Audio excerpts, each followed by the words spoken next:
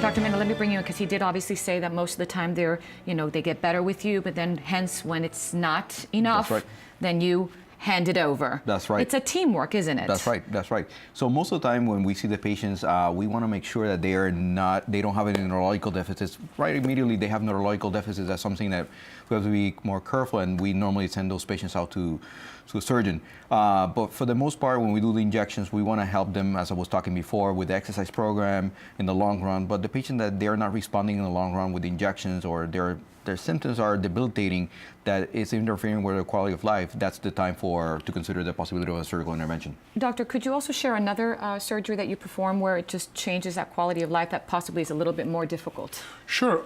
I think a good example would be a motion-preserving operation called a disc replacement.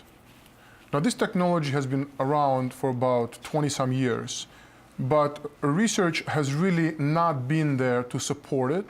Most of the research back then was sort of paid for and not something that we can believe.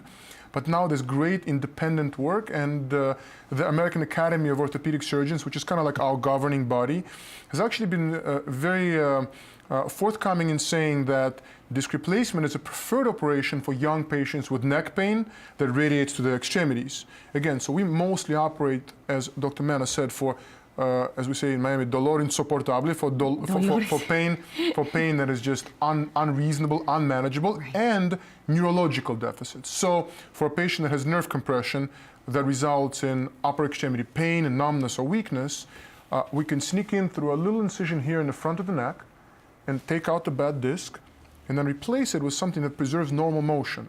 So the next thing I'm going to say, for me, as a member of the audience, would be hard to believe. And just like with a discectomy, these patients are expected to wake up and have no pain.